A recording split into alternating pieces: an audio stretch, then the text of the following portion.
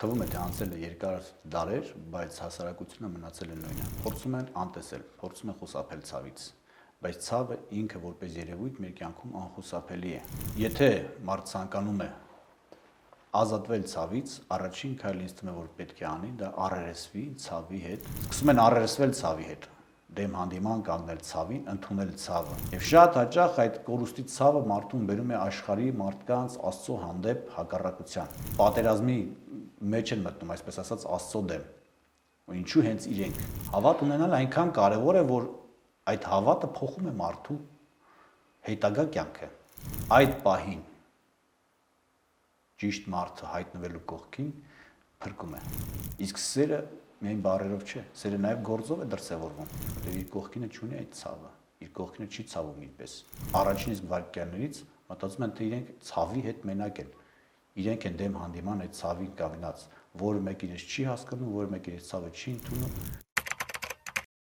Բարև ձեզ։ Նոր հայացք հաղորդաշարի ընթացքում այսօր խոսելու ենք ցավը հաղթահարելու ինքնամաքրման մասին։ Մեր տաղավարում Տեր Զաքարիա Քահանա Անանյանն է։ Տեր հայր, շատ շնորհակալ ենք, որ այսօր այստեղ եք ու առիթ ունենք խոսելու մի կարևոր թեմայի մասին, քանի որ այսօր մեր կողքին ապրում են շատ մարդիկ, որոնք ունեն մեծ ցավ։ Ես էլ եմ շնորհակալ հրավերքի համար։ Այո, այսօր ինչպես միշտ Քրիստոսի ժամանակներից սկսած հասարակությունն ունի այդ խնդիրը տառապելու եւ ցավի խնդիրում։ Ինչպես Քրիստոսի ժամանակներն էր, երբ հասարակությունը ուներ ցավի եւ տառապանքի բավականին զգալի հատված, այնպես էլ այսօր։ Թվում է, թե անցել է երկար դարեր, բայց հասարակությունը մնացել է նույնը։ Եվ վստահ եմ, թե այսօր էլ Քրիստոս գար մեր հասարակություն նույն կերպ մարդիկ ինչպես այն ժամանակներ Քրիստոսի հետևից բազմահազարներով պիտի շտապեին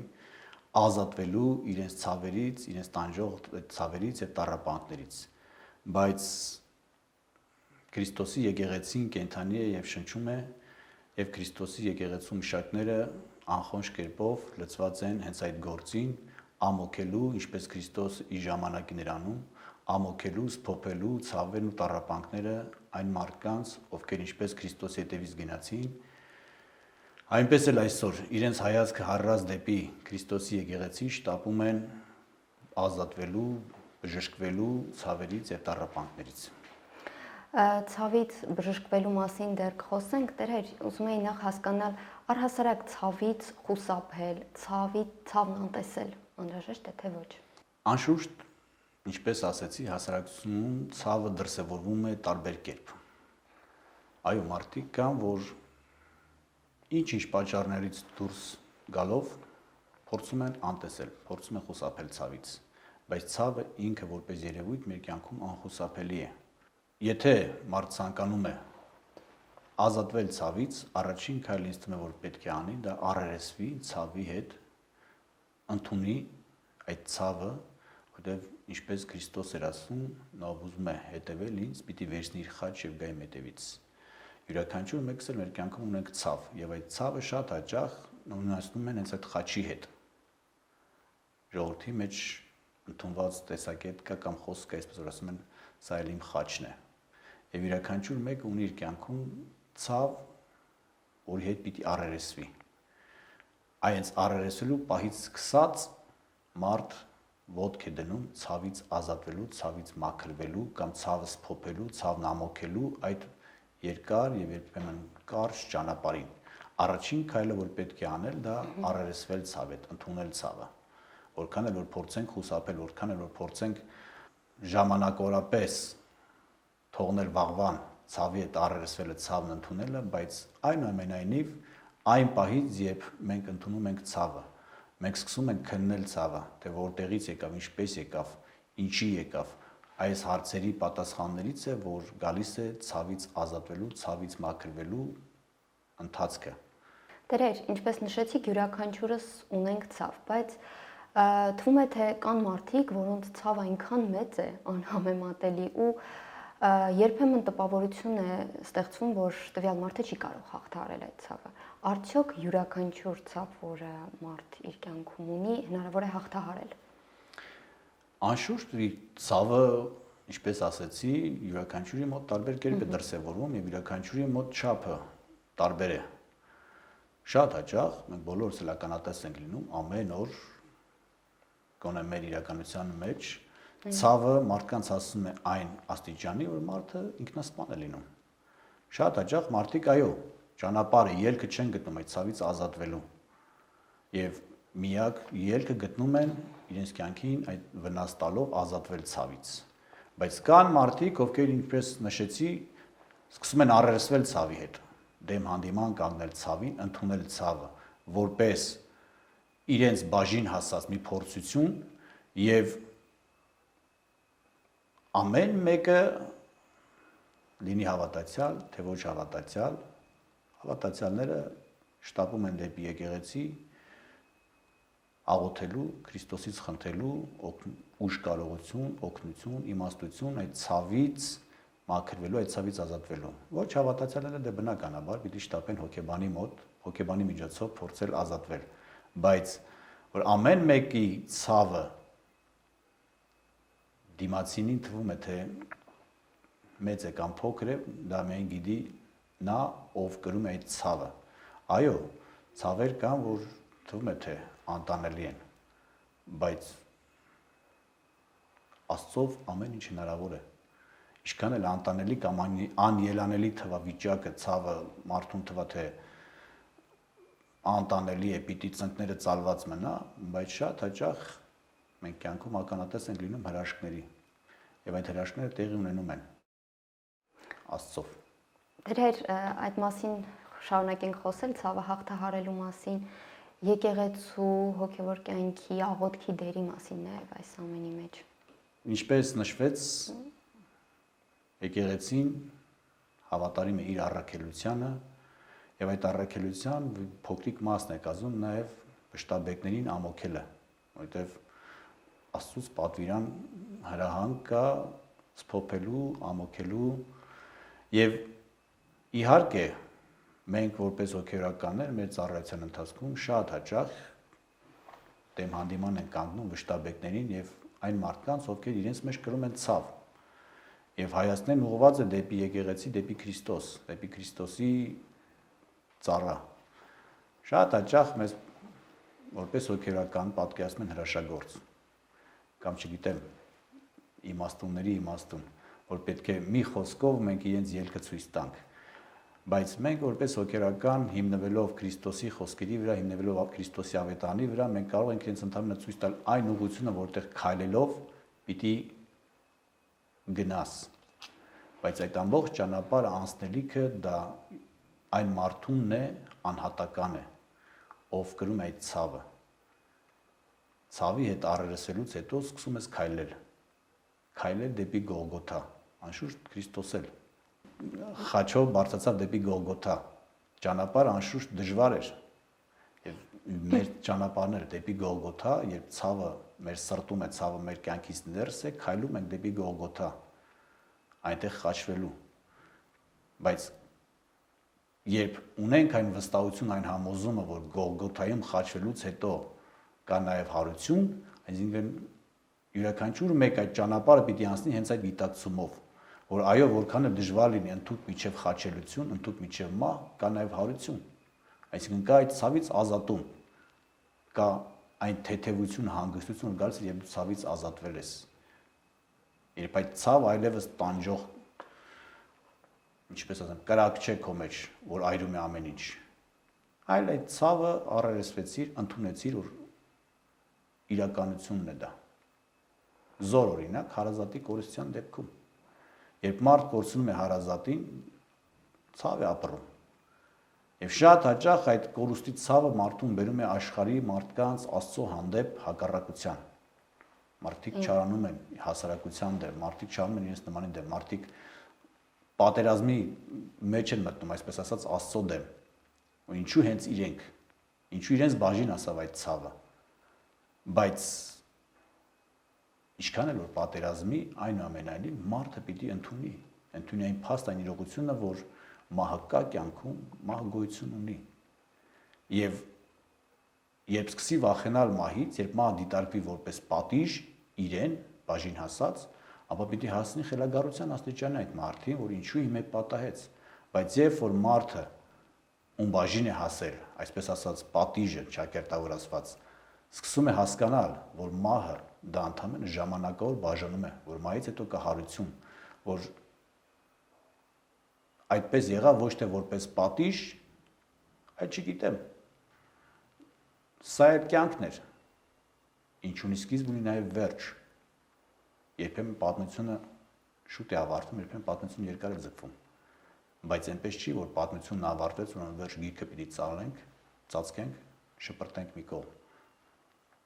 Մարդը պիտի ընկալի, որ այո, մահը դա վերջնական բաժանում չէ։ Երբ Աստծով հասնում է այն գիտակցություն, այն գաղափարին, որ մահը դա ժամանակավոր բաժանում է, մահից հետո կա հարություն, մարդն արդեն սկսում է թեթև տանել, հանգիստ տանել այդ բաժանման ցավը։ Մարդը սկսում է ոչ թե սքի վշտի մեջ հարատևել, այլ մարդը սկսում է գործով այդ բաժանումը թեթևացնել, աղոթքով, բարի գործերով, մարդը ոչ թե տառապում է իր ննջեցյալի համար, այլ մարդը աշխատում է, աղոթում է իր ննջեցյալի համար։ Սրանք տարբեր բաներ են։ Այսինքն ինչքան կարևոր է այդ հավատը ունենալ։ Հավատ ունենալ այնքան կարևոր է, որ այդ հավատը փոխում է մարդու հետագա կյանքը։ Բաժանման վիշտը ցավ է, բոլորիս կյանքում էլ ցավ է։ Եվ այդ ցավը շատ հաճախ մարդկանց կյանքը փոխում է դեպի լավը, փոխում է դեպի վատը։ Լավը այն առումով, որ այո, մենք առերեսում ենք, որ կա բաժանում։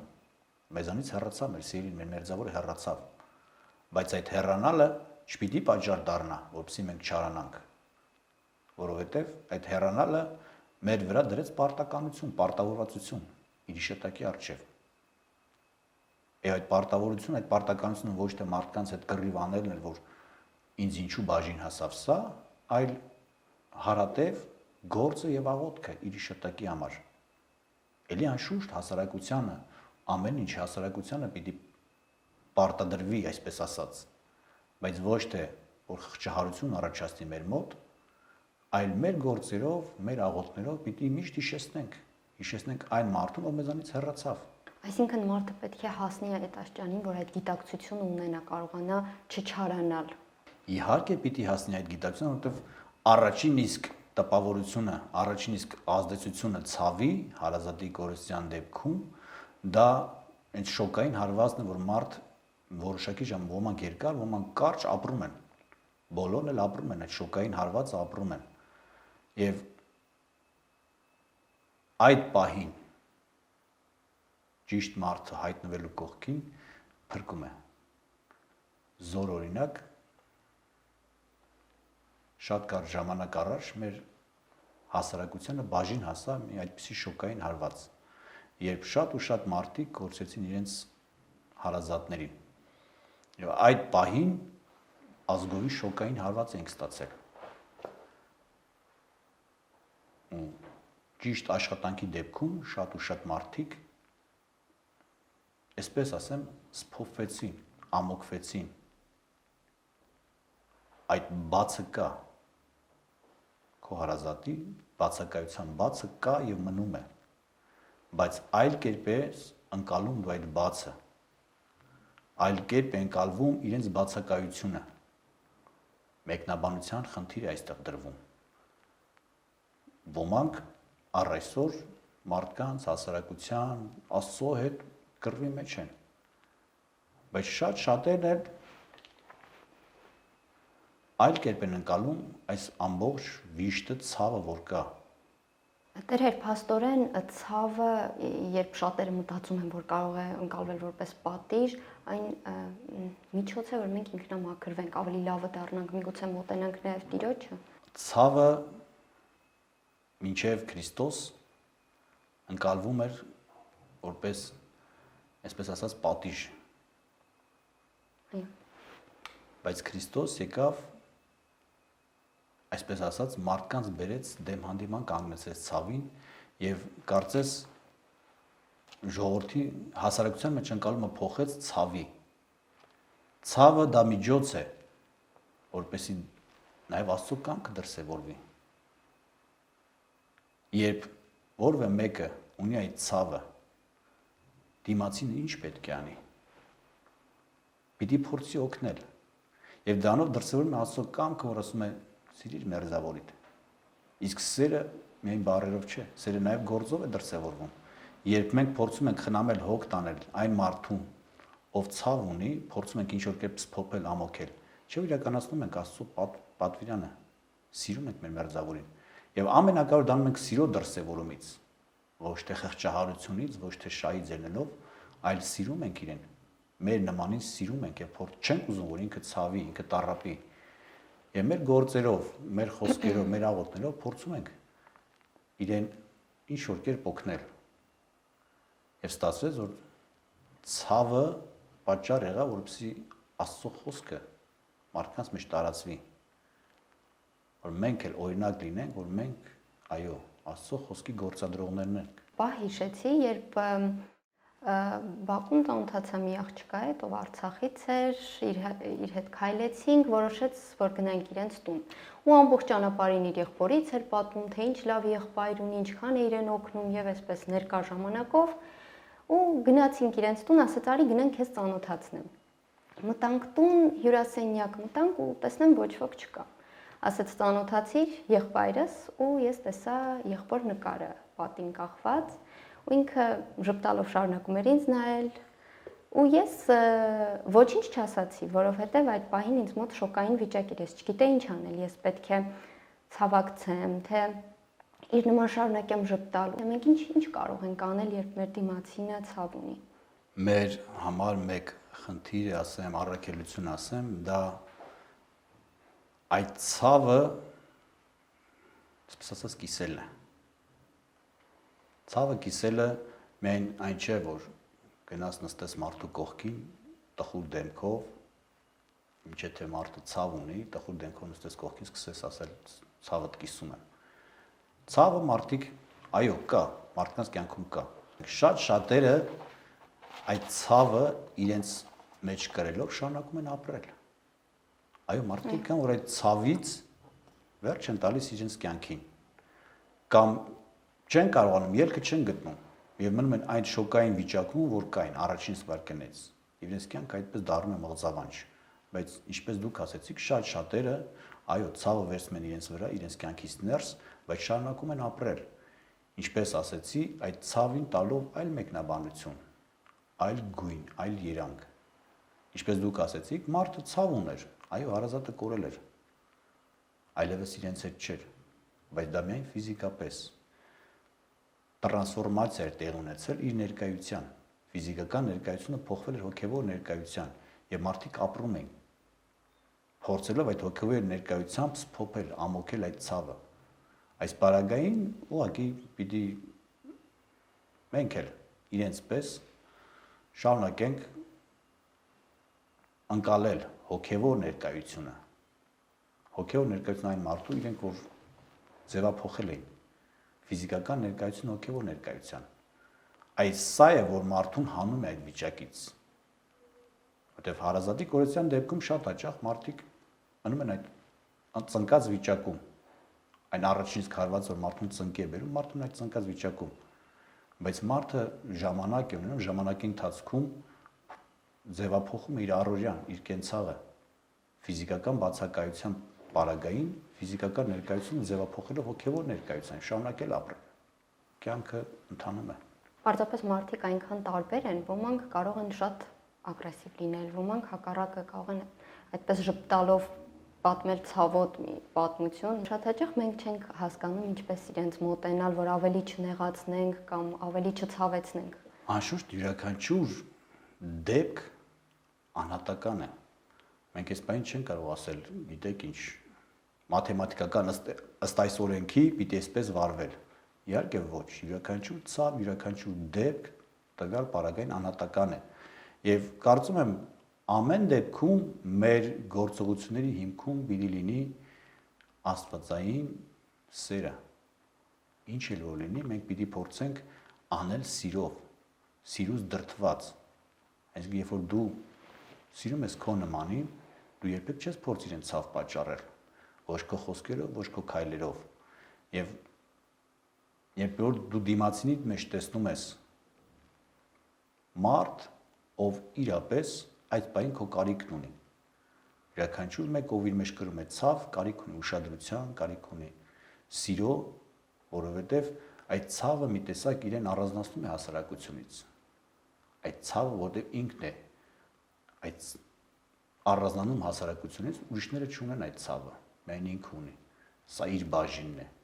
Եվ այդ ցավը իրեն առանձնացնում է մյուսներից, որտեղ իր կողքինը չունի այդ ցավը, իր կողքինը չի ցավում իրպես։